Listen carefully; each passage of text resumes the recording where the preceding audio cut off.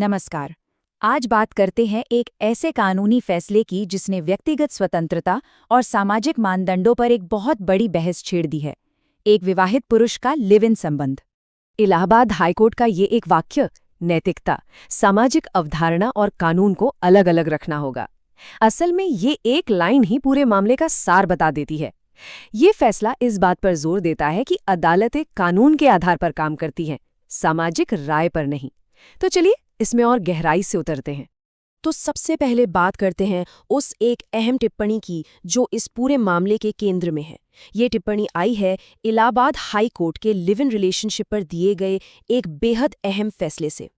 तो देखिए, कोर्ट ने जो सबसे बड़ी बात साफ की वो ये है कि अगर एक बालिग महिला और एक शादीशुदा पुरुष अपनी मर्जी से लिव इन रिलेशनशिप में रहते हैं तो ये पहली नज़र में कोई अपराध नहीं है। और यहाँ पर सहमति और पहली नज़र में ये दो शब्द बहुत बहुत ज़रूरी हैं। अच्छा, हर कानूनी मामले के पीछे ना एक इंसानी कहानी होती है। तो चलिए जानते हैं कि इस केस में याचिकाकर्ता अनामिका और नेत्रपाल कौन हैं और उनकी कहानी आखिर है क्या। कहानी शुरू होती है शाहजहांपुर की रहने वाली 18 साल की अनामिका से। देखिए, कानून की नज़र में वो एक बालिग नागरिक हैं, मतलब अपने फैसले खुद ले सकती हैं।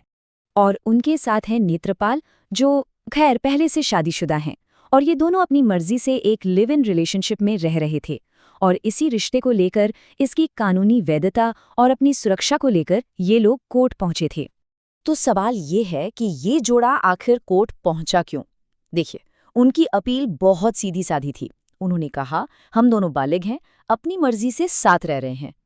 लेकिन उन्हें अनामिका के परिवार से अपनी जान का खतरा था।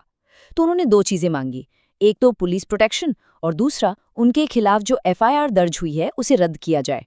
अब सवाल ये उठता है कि कोर्ट ने इस सिचुएशन को कानूनी नजरिए से कैसे देखा।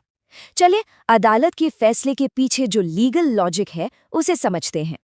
और यहाँ पर ना दो अलग अलग नजरियों का टकराव देखने को मिलता है। एक तरफ है परिवार का आरोप, अनामिका की मां ने एफआईआर में लिखवाया कि नेत्रपाल उनकी बेटी को बहला फुसलाकर ले गया है। और दूसरी तरफ है कोर्ट का प्राइमा फेसी यानी पहली नजर का व्यू कि भाई सहमति से साथ रहना कोई जुर्म नहीं है, भले ही एक पार्टनर शादीशुदा क्यों ना हो। अब ये प्राइमा फेसी या प्रथम दृष्टया शब्द समझना बहुत जरूरी है। इसका सीधा सा मतलब होता है पहली नजर में। मतलब कोर्ट ने कहा कि जो भी तथ्य सामने हैं उनको देखकर पहली नजर में ऐसा बिल्कुल नहीं लग रहा कि कोई अपराध हुआ है, और इसीलिए तुरंत गिरफ्तारी या कोई क्रिमिनल एक्शन लेने का कोई आधार ही नहीं बनता। और यहीं से हम इस फैसले के सबसे बुनियादी सिद्धांत पर आते हैं, नैतिकता बनाम कानून। कोर्ट ने बिल्कुल साफ साफ कहा, अगर कानून के तहत कोई अपराध नहीं बनता है तो सामाजिक राय और नैतिकता नागरिकों के अधिकारों की रक्षा के लिए कोर्ट के एक्शन को गाइड नहीं करेगी। यानी सीधी सी बात है, अदालत का काम कानून को लागू करना है, समाज के बनाए नियमों को नहीं। और अपने इस फैसले को और वजन देने के लिए कोर्ट ने सुप्रीम कोर्ट के एक पुराने 2018 के केस का जिक्र भी किया। ये केस था शक्तिवाहिनी बनाम यूनियन ऑफ इंडिया का। और ये बहुत ज़रूरी है क्योंकि ये केस बालिग लोगों को अपना पार्टनर चुनने के अधिकार को मजबूती देता है, जो इस मामले में बिल्कुल फिट बैठता है। तो ठीक है, ये तो हुई कानूनी दलीलें।